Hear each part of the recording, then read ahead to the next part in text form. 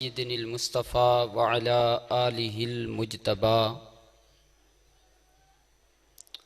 वस्सलातु वस्सलामु अला सय्यदिनिल मुस्तफ़ा व अला आलिहिल मुज्तबा व अस्हाबिहिल मुक़्तदा।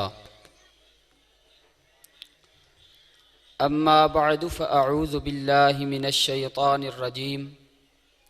बिस्मिल्लाहिर रहमानिर रहीम। क़ाल अल्लाहु तबारक व तआला फ़िल क़ुरआनिल मजीद वल फ़ुरक़ानिल हमीद। रब्बना आतिना फ़िद दुनिया हसनतन व फ़िल आखिरति हसनह। सदक़ल्लाहु मौलानल अज़ीम व सदक़ रसूलुहुन नबियुल करीम। आक़ाए दो आलम सल्लल्लाहु तआला अलैहि वसल्लम की बारगाह नूर नाज में दुरूद व सलाम का नजराना पेश करें। अस्सलातु वस्सलामु अलैका या रसूल अल्लाह। बुलंद आवाज़ से पढ़ें क्योंकि आप इसाले सवाब के प्रोग्राम में बैठे हैं, तो आपका ये ज़ुबानों का हिलना, दुरूद व सलाम पढ़ना, ये मरहूम की बख्शिश का सबब बन सकता है। हम पहले बैठकर बातें भी तो करते रहें, तो अब उसी ज़बान को ज़िक्र रसूल में ज़रा इस्तेमाल करें। अस्सलातु वस्सलामु अलैका या नबी अल्लाह व अला आलिका व अस्हाबिका या नूर अल्लाह। जगह जी लगाने की दुनिया नहीं, ये इबरत की जा है तमाशा नहीं। हाज़रीन व सामईन, आज हम एक मरहूम के इसाले सवाब के लिए इस महफिल पाक में जमा हुए हैं। इसाले सवाब के प्रोग्राम में जब हम आएँ तो एक मकसद लेकर आएँ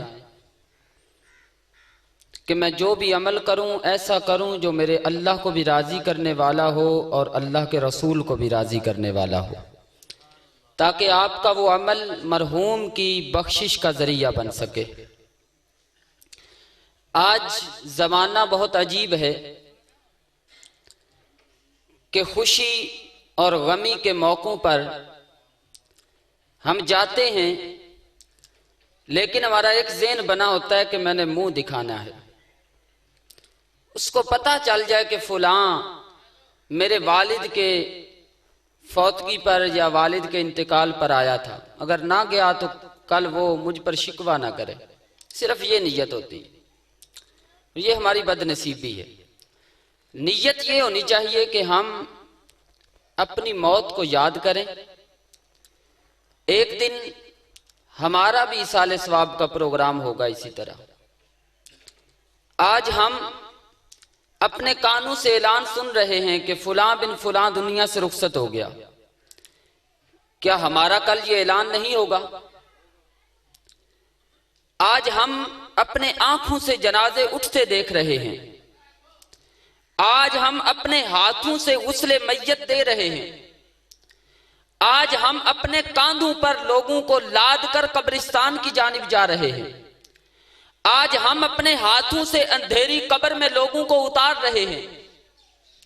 ऐसा ही ये सब कुछ कल तेरे साथ भी होने वाला है। कल तेरा भी इसी तरह ऐलान होगा कि फलां बिन फलां दुनिया से रुखसत हो गया।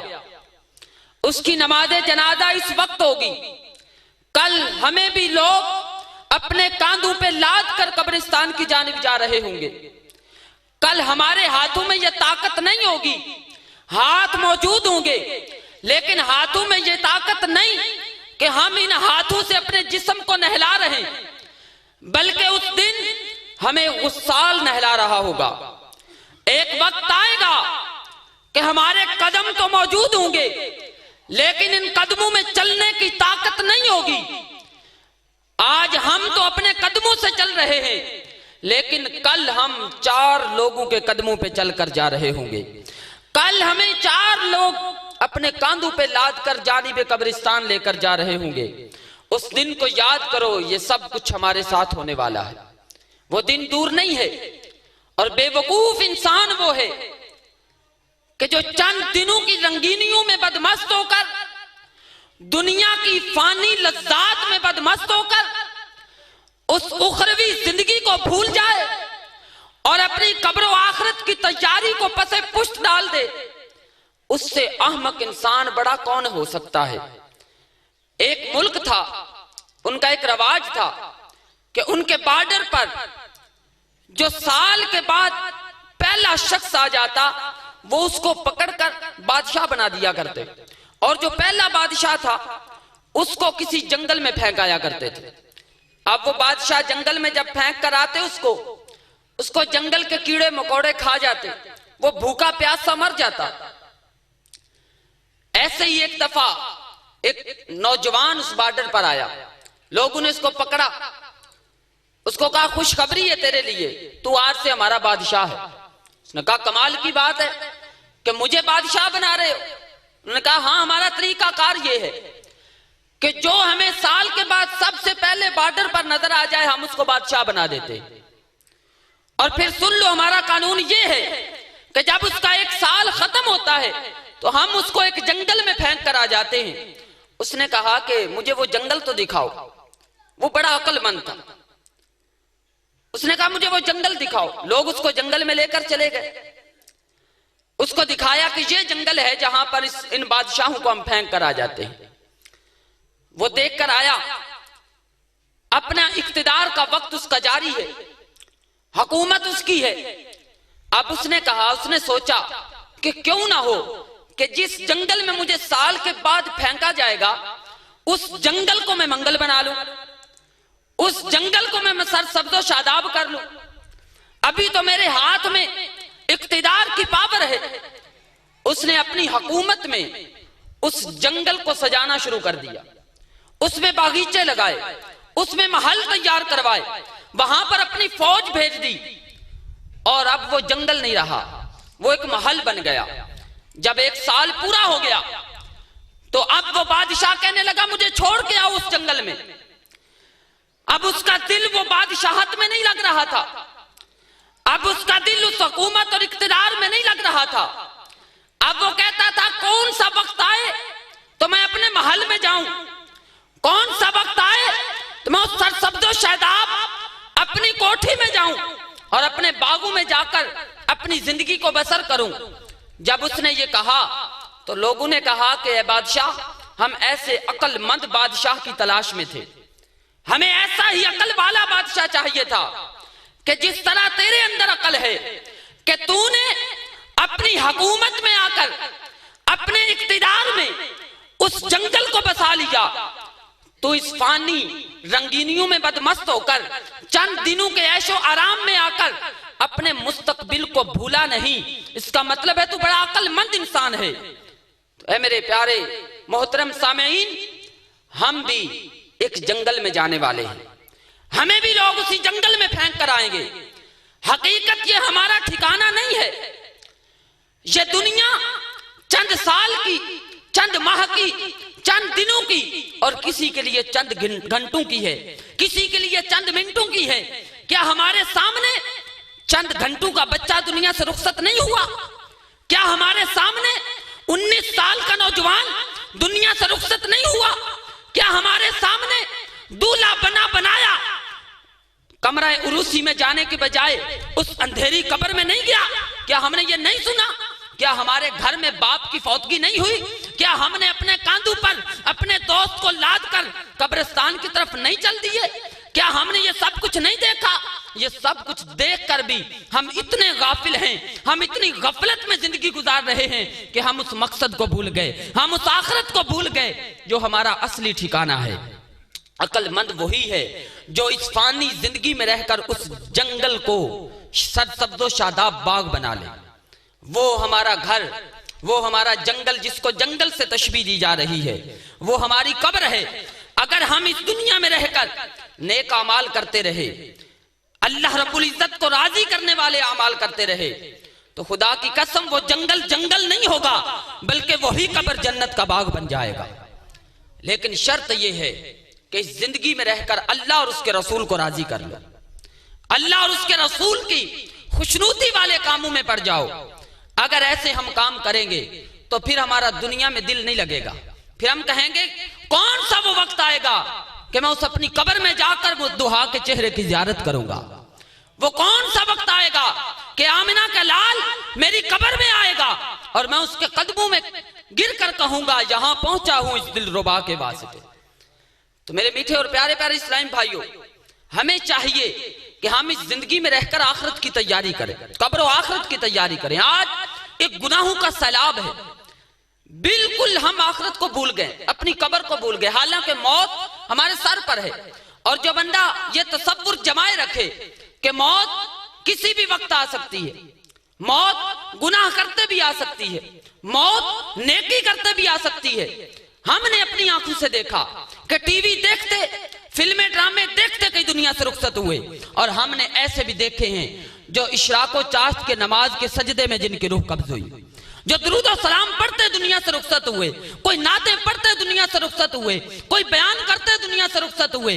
तो याद रखिएगा, दुनिया में हम जिससे मोहब्बत करेंगे, अगर हम कुरान से मोहब्बत करें, हम इस्लाम से मोहब्बत करें, तो खुदा की कसम हमारा कुरान ऐसा लजपाल कुरान है, ये ऐसी किताब है कि ये ना दुनिया में अकेले छोड़ती है ना कब्र में दुनिया अकेली छोड़ती है, अगर हम कुरान से मोहब्बत कर ले। एक बहुत नेक खातून का किस्सा मुझे याद आ गया। नाम उनका बीबी जुबैदा रहमतुल्लाहि ताला अलैहा। आपने सारी जिंदगी कुरान से हकीकी मोहब्बत की, वालिहाना प्यार था। उनको जब भी देखा जाता था वो कुरान पढ़ा करती थी, और कुरान पढ़ते हुए उनके आंसू आ रहे होते थे, रो रो कर कुरान पढ़ती थी। आका अलैहिस्सलातु वस्सलाम ने फरमाया कुरान को जब पढ़ो तो रोया करो, अगर रोना ना आए तो रोने जैसी शक्ल बना लिया करो, रोने जैसी सूरत बना लिया करो। दाता अली अजवेरी अलैहि रहमत से किसी ने पूछा कि हुजूर अगर रोने की कोशिश करने से भी रोना ना आए तो क्या करे? दाता साहब ने फरमाया फिर अपने मुकद्दरों पे रोए, फिर अपनी किस्मत पे रोए कि मेरा दिल इतना जंग आलूद हो चुका है, मेरा दिल गुनाह कर करके, अल्लाह को नाराज कर करके, अल्लाह की नाफरमानियां कर करके मेरा दिल पत्थर से ज्यादा सख्त हो चुका है कि पत्थर से तो कभी पानी का चश्मा निकल आता है, लेकिन मेरी आंख से अल्लाह के खौफ से आंसू का कतरा क्यों नहीं बहता। कब गुनाहों से किनारा मैं करूंगा या रब, कब गुनाहों से किनारा मैं करूंगा या रब, नेक कब है मेरे अल्लाह बनूंगा या रब। सारी जिंदगी उस नेक खातून ने कुरान से ऐसी मोहब्बत की कि जब भी उनको देखा जाता या कुरान पढ़ती थी या मुस्तफा की जात पर दुरूद पढ़ रही होती थी। जब उनका नज़ा का वक्त आया, देखने वालों ने देखा कि आपने मुकम्मल वुजू किया, चारपाई पर लेटी है, मुकम्मल वुजू किया, मुंह धोया, सर का मसा किया, और फिर अपना हाथ सामने रख के ऊपर उंगलियां फेर कर पढ़ने लगी। देखने वालों ने पूछा कि ये आप क्या कर रही हैं? कहती है मेरा कुरान खत्म होने में 2 सिपारे बाकी हैं, मैं वो मुकम्मल कर रही हूं। बताना ये चाहता हूं कि जो कुरान से मोहब्बत करता है उस मुश्किल वक्त में भी कुरान उसका साथ नहीं छोड़ता। और याद रखिए जो जिस हाल में दुनिया से रुखसत होगा, जो जिस हाल में मरेगा, उसी हाल में वो कब्र से निकलेगा। मैं पूरे वसूख से कहता हूं कि वो खातून जो मौत के वक्त कुरान पढ़ रही थी, कल कयामत के दिन जब कब्र से निकलेंगी तो कुरान पढ़ती निकलेंगी। और जब ऐसी उम्मत आएगी तो मेरे मुस्तफा भी अपनी उम्मत पर नाज करेंगे, अपनी उम्मत पर नाज करेंगे कि मेरी उम्मत कैसी है, कब्रों में निकली है। आका अलैहिस्सलातु वस्सलाम की उम्मत होने का हक अदा तो हम नहीं कर सकते, लेकिन कम अज कम हमें इतना तो करना चाहिए कि हमें जो जिंदगी का मकसद दिया गया, आका अलैहिस्सलातु वस्सलाम के उसवा हसना पर चलकर जिंदगी गुजारने का जो हुक्म हुआ, हम उसको अपना लें और उस पर अमल करने की कोशिश करें। अब ये नहीं कि हमसे गुनाह हो गई, नहीं, गुनाह तो होते हैं, लेकिन अल्लाह तबारक व तआला की रहमत बहुत वसी है, रहमत कामिल है। अल्लाह रब्बुल इज्जत फरमाता है कोई तौबा की झोली फैलाए तो सही, कोई मेरी बारगाह में तौबा लेकर आए तो सही, कोई दिल से तौबा करे तो सही, कोई अपने गुनाहों से शर्मिंदा हो तो सही, फिर देखना रब की रहमत का दर्जा किस तरह जोश मारता है। फिर तो अल्लाह तबारक व तआला 100 बंदे के कातिल को भी माफ कर देता है। सुभान अल्लाह। तो आज हम देखें तो हमारे मुआशरे में गुनाहों का एक सैलाब है। हम मुसलमान मुआशरे में गौर से देखें कौन सा गुनाह ऐसा है जो हमारे मुसलमानों में नहीं पाया जा रहा। शराब नोशी हमारे मुसलमान मुआशरे में, जिनाकारी हमारे मुसलमान मुआशरे में, झूठ की कसरत हमारे मुसलमान मुआशरे में, गीबत की कसरत हमारे मुसलमान मुआशरे में, चोरी की कसरत हमारे मुसलमान मुआशरे में, डकैती की कसरत हमारे मुसलमान मुआशरे में, ये सारे गुनाहों का सैलाब हमारे मुसलमान मुआशरे में है। कल अपने महबूब को, नबी करीम सल्लल्लाहु अलैहि वसल्लम को, जिसका कलमा हम पढ़कर मुसलमान हुए, उनको चेहरा हम क्या दिखाएंगे कि अल्लाह तबारक व तआला के रसूल सल्लल्लाहु अलैहि वसल्लम की नाफरमानी में हमने सारी जिंदगी गुजारी होगी, तो कल आका अलैहिस्सलातु वस्सलाम के सामने जाना भी हमें दुश्वार होगा। याद रखिएगा अपने हबीब सल्लल्लाहु ताला अलैहि वसल्लम को अपनी उम्मत से कैसी वालिहाना मोहब्बत थी, कैसा इश्क मोहब्बत और प्यार था कि मेरे आका अलैहिस्सलातु वस्सलाम सारी जिंदगी अपनी उम्मत को नहीं भूले, किसी मौके पर नहीं भूले।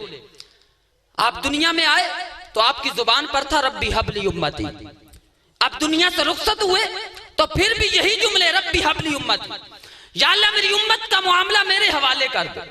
आका अलैहिस्सलातु वस्सलाम को इतनी मोहब्बत अपनी उम्मत से, और आका अलैहिस्सलातु वस्सलाम जब मेराज शरीफ की रात गए वहां पर भी अपनी उम्मत की याद थी। गारों में जाकर लंबे लंबे सजदे करते और नोकदार पत्थरों पर अपनी पेशानी रखकर अपनी उम्मत की बख्शिश की दुआ करते, रातों को लंबे लंबे कयाम करते, हत्ता कि मेरे आका अलैहिस्सलातु वस्सलाम के कदमैन शरीफैन सूज जाया करते थे। और अल्लाह रब्बुल इज्जत इरशाद फरमाता या अय्युहल मुज़म्मिल कुमिल लैला इल्ला कलीला, ए मुज़म्मिल की चादर वाले कयाम किया करो लेकिन थोड़ा थोड़ा किया करो। ये अल्लाह को अपने महबूब से मोहब्बत है। और जो आका अलैहिस्सलातु वस्सलाम सारी सारी रात लंबे कयाम करते, ये मुस्तफा करीम को अपनी उम्मत से मोहब्बत थी। हम ये कभी सोच भी नहीं सकते कि आका अलैहिस्सलातु वस्सलाम गुनाहगार हो, आका अलैहिस्सलातु वस्सलाम को कोई अपनी आखिरत का खौफ हो। आका अलैहिस्सलातु वस्सलाम मालिक जन्नत हैं, जिसको चाहे जन्नत अता करे, जिसको चाहे जन्नत से बाहर निकाल दे। मेरे आका अलैहिस्सलातु वस्सलाम को ये इख्तियार और पावर है।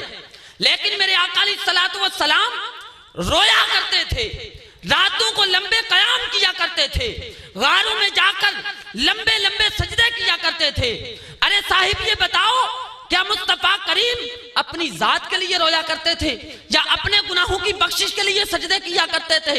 नहीं, ये जो लंबे सजदे थे, ये जो लंबे कयाम थे, ये जो गारों में जाकर रोना था, ये सिर्फ अपनी उम्मत की फिक्र थी, अपनी उम्मत की फिक्र थी।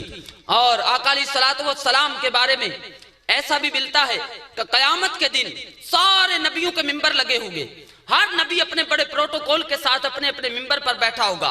मिंबर भी सोने और चांदी के होंगे, लेकिन एक मिंबर खाली होगा, वो मिंबर मेरे और तुम्हारे मुस्तफा करीम का खाली होगा। सारे नबी अपने अपने मिंबरों पर बैठे हैं, लेकिन मेरे मुस्तफा करीम सल्लल्लाहु अलैहि वसल्लम उस दिन भी अपने मिंबर पर नहीं बैठेंगे, बल्कि अर्शे इलाही के नीचे अपने रब के सामने सजदे में तशरीफ ले जाएंगे। और उस दिन भी यही जुमला होगा रब्बी हबली उम्मती, या अल्लाह मेरी उम्मत का मामला मेरे हवाले कर दे। उस महबूब को अपनी उम्मत से इतनी मोहब्बत, अपने सीने पर हाथ रखकर सुनिएगा, क्या मुस्तफा करीम की मोहब्बत का सिला ये शराब की बोतलें थी? क्या यह मुस्तफा करीम की मोहब्बतों का सिला जिनाकारी थी? क्या महबूब करीम की मोहब्बतों का सिला ये मस्जिदे बैरान हो जाना थी? क्या मुस्तफा करीम की मोहब्बत का सिला ये जुए का आम हो जाना था? क्या मुस्तफा करीम की मोहब्बतों का सिला गुनाहों के अड्डे आबाद करने थे? मेरे मीठे और प्यारे इस्लामी भाइयों, ऐसा नहीं है। हमसे आका अलैहिस्सलातु वस्सलाम ने कितनी मोहब्बत की, हमें भी तो चाहिए। अल्लाह रब्बुल इज्जत ने कुरान मजीद फुरकान हमीद में इरशाद फरमाया, लक़द कान लकुम फी रसूलिल्लाहि उस्वतुन हसना, हमारे लिए आका अलैहिस्सलातु वस्सलाम की जिंदगी बेहतरीन नमूना है। हम आका अलैहिस्सलातु वस्सलाम के उसवा हसना को देखें, आपकी सीरत को देखें, और आका अलैहिस्सलातु वस्सलाम ने हमें सबक क्या दिया ये देखें, सहाबा ने हमें तालीम क्या दी ये सोचें, ये इस पर गौर करें, अहले बैत ने हमें क्या सबक सिखाया इस पर गौर करें। हम इनकी शान सुनकर खुश होते हैं, हम हुसैन का नारा लगाकर अपने दिल को सुकून देते हैं, मौला अली के नारे लगाकर उनकी न्याज़ें पकाकर उनकी मोहब्बत के दावे करते हैं, सहाबा कराम की गुलामी का दम भरते हैं। लेकिन बताओ इन्होंने जो तालीम हमें दी, क्या हमारी उस तालीम पर अमल है? क्या हमने इनके सबक को हासिल किया? मौला अली शेर खुदा करमल्लाहु ताला वजहुल करीम से मोहब्बत करने वालों, आओ मौला अली की जिंदगी का मुताला करो, मौला अली की सीरत देखो। एक नमाज कज़ा हो जाए तो मौला अली को आंसू आ जाए, मौला अली रोना शुरू कर दें, और मौला अली की एक नमाज की खातिर अल्लाह कायनात के निजाम को बदल दे, अल्लाह सूरज को वापस भेज दे। और हुसैन आओ करबला के मैदान में जरा देखो, सूरज आग बरसा रहा है, नेज़ों और बर्छों की तीरों की बारिश है, लेकिन मेरे हुसैन ने सजदा कज़ा नहीं किया। मेरा हुसैन उस वक्त भी नमाज में है। ये हुसैन की मोहब्बत का तकाजा है कि हुसैन नहीं हो ही वो सकता है जिसका अकीदा ये हो कि जान तो जा सकती है, हुसैन की नमाज कज़ा नहीं हो सकती। हुसैन से मोहब्बत करनी है तो यूं कीजिए, हुसैन की मोहब्बत अपने दिल में बसानी है तो यूं कीजिए। खुदा की कसम, अगर हम नमाजी बन जाए, हम नमाज के पाबंद हो जाएं, और नमाज हम जहां पढ़ें, मौला हुसैन की आंखें करबला में ठंडी हो जाएं, और जब मौला हुसैन खुश हो गए, अल्लाह की कसम, अल्लाह का खुदा भी खुश हो जाएगा, मुस्तफा भी खुश हो जाएगा। मौला हुसैन को खुश कीजिए। हाँ, अगर आप इनसे मोहब्बत करते हैं और इनकी मोहब्बत का दावा करते हैं, फिर दलील चाहिए, फिर सबूत चाहिए। मौला हुसैन की न्याज को भी याद रखो, मौला हुसैन की नमाज को भी याद रखो। मौला अली ने कुरान से कैसी मोहब्बत की। आपका कदम घोड़े की एक रकाब में होता तो अलहम्द पढ़ते, दूसरी रकाब में जाते तो वन्नास की सीन आ जाते। उलमा फरमाते हैं अली का रुआ रुआ कुरान की तिलावत किया करता था। मौला हुसैन का सर नेज़े पर है, और जहां पर हुसैन एक ऐलान कर रहे थे कि यजीदियों, सर काट कर भी तुमसे ऊंचा है। सर कट तो गया, लेकिन यजीदियों ने खुद ही बुलंद कर दिया। और फिर जब मौला हुसैन ने कुरान की तिलावत की तो दुनिया जहां वालों को बता रहे थे कि हुसैन का सर तन से जुदा कर सकते हैं ये दुनियादार कमीने। ये यजीदी हुसैन का सर तो जिस्म से जुदा कर सकते हैं, लेकिन हुसैन की जुबान से कुरान को जुदा कौन करेगा? हुसैन की जुबान से कुरान की तिलावत को जुदा कौन करेगा? याद रखिएगा, जब से कुरान आया, जब से अहले बैत आई, ना कुरान अहले बैत से जुदा हुआ, ना अहले बैत कुरान से जुदा हुई। तो अगर इनसे मोहब्बत करते हो तो सबूत दीजिए। मौला अली और मौला हुसैन की कैसी मोहब्बत कुरान से। और आज इनके नारे लगाने वाले, जरा अपने गिरेबान में झांको, कितने साल हो गए कुरान खत्म किए, कितने साल हो गए हमारी अलमारियों की जीनत बना पड़ा कुरान पाक। हमने कभी खोल कर जियारत नहीं की, गर्दो गुबार बरकतें ले रही है, हमने कभी साफ करने की जहमत नहीं की।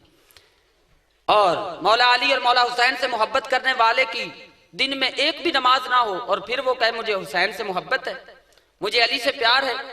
मैं तो कहता हूं खुदा की कसम, हुसैन का पैगाम जिंदा है, हुसैन का नाम जिंदा है, हुसैन की फिक्र जिंदा है, हुसैन की सोच जिंदा है।